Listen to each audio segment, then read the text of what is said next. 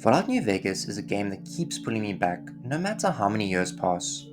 My first experience with the Fallout series was actually Fallout 3, but I only played it for a few hours. I remember being amazed that the bullet holes stayed in people. After that, I didn't touch Fallout again for years. My first proper Fallout experience was Fallout 4 on the PS4. I put so many hours into it back then. Eventually, I bought the Ultimate Edition of Fallout New Vegas on PC, but my laptop was absolute garbage. The game ran at like 9 frames per second, sometimes 15 if I was lucky. Screen tearing happened often too, and my laptop could probably fry an egg with how hot it got. But despite the awful performance, I was hooked. I spent hours exploring the wasteland, stumbling into trouble and discovering some seriously dark quests and locations. Even though Fallout 4 was the shinier, more modern game, New Vegas felt deeper. Every decision mattered. Leveling up wasn't just about getting stronger, it was about molding a character. Unfortunately, during the first run, I spread myself way too thin, but later I fully embraced role-playing. A few years later, the world wasn't doing so great. I was about to start a job at a university when quarantine hit. We had an old Xbox 360 lying around, and I managed to get Fallout New Vegas with all its DLC. This time, it ran way better. I played for hours every day, listening to every NPC, wiping out every thug that crossed me. What I loved was that I wasn't some destined hero like the Dragonborn in Skyrim. No, I was just another survivor trying to make it by the same as everyone else in the scorching hellhole. New Vegas also had that over the top action that made combat ridiculously fun. If you built your character right, you could absolutely shred enemies.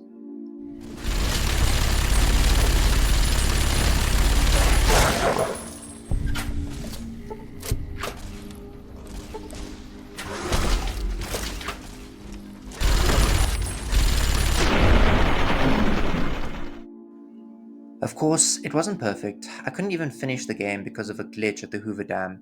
But despite the bugs, New Vegas became my escape during that time. When I wasn't playing, I was listening to its music, thinking about quests I'd done, and planning my next character.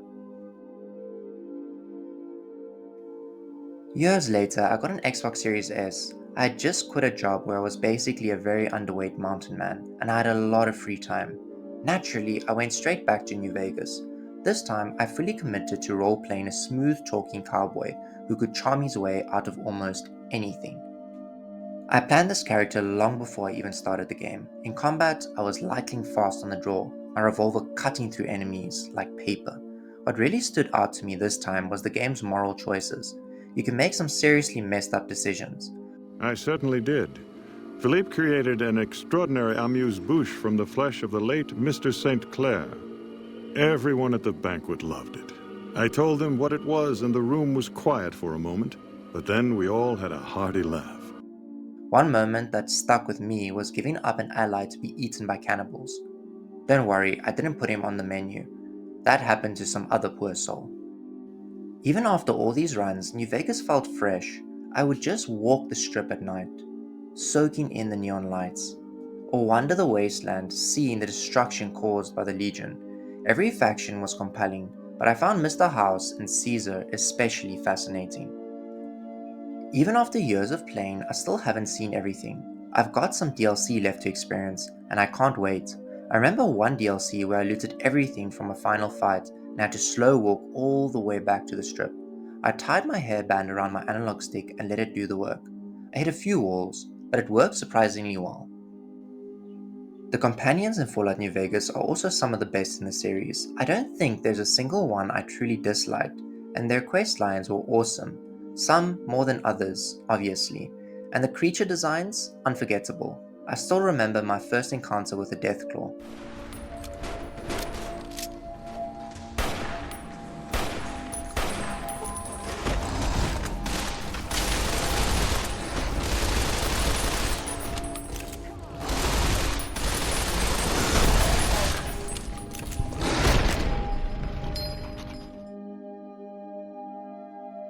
One side mission I really want to talk about is Come Fly With Me. It's not my absolute favorite, but it's definitely one of them, especially when I first played it. You come across what looks like an old space station and fight your way through ghouls outside. Once inside, you're greeted by a mysterious ghoul voice and have to push through even more feral ghouls. You can see there was a massive battle, ghouls in robes, Night King, and feral ghouls all lying dead on the ground. Eventually, you meet a human named Chris who speaks like a ghoul but obviously isn't one. Then there's Jason Bright, a glowing ghoul with an awesome name. He leads a group that wants to escape the wasteland, but they need help clearing out some monsters. Now, the Night King can be dealt with in different ways. You can wipe them all out,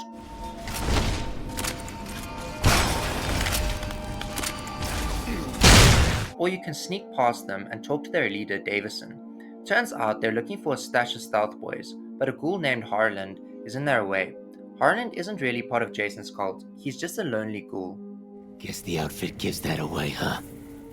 I never did buy into that religious mumbo-jumbo with the robes and all that shit. It gets lonely out in the wastes, okay? And I don't have to tell you, that Bright's group has got some fine-looking ghoulettes in it. You can either find his friend's fate and convince him to move, or just kill him. If you tell Davison the stealth boys aren't there, he and his Night King will leave peacefully. As you progress, you find the rockets Jason's flock plan to use. There's even an intercom where they tell you you're not supposed to be down here. That's none of your business, Smoothskin. Jason was very clear. Get rid of the demons, then report back. He didn't tell you to poke around down there. Got it?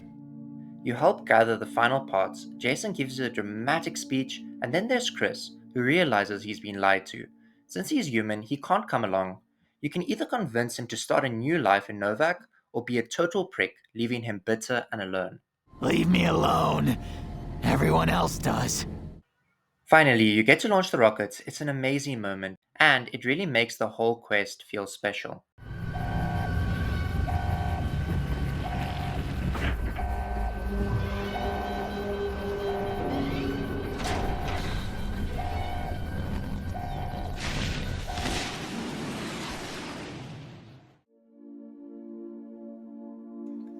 I recently tried hardcore mode and I have to say it's a completely different experience. Unlike Skyrim, you can fast travel, but it drains your resources, making every journey feel more meaningful.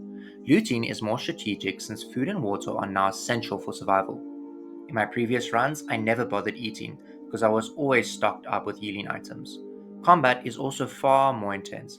Charging in headfirst is a death sentence. Instead, I have to pick my fights carefully, avoid unnecessary battles, and use every advantage I can, like the high ground, ambush tactics, or psycho. I'll always love Fallout New Vegas, and I know I'll keep coming back to it throughout my life. There's nothing quite like that feeling of wandering the wasteland, spotting a location in the distance and thinking, I've been there, or returning to Goodsprings in full power armor, standing where it all begun. I recently got my sister to play it too, and I can't wait to hear all about her adventures and the stories she'll have to tell. I haven't played much of Fallout 3 yet, but I bought all the DLC and I'm excited to finally try it. Eventually, I'll also make a video on Fallout 4. It's the one I've played the most, but it never felt as special as Fallout New Vegas. So, what was your first Fallout game, and which one is your favorite? I'd especially love to hear from the people who played the first two Fallout games. Thanks so much for watching, and I hope you enjoyed the video. See you in the next one.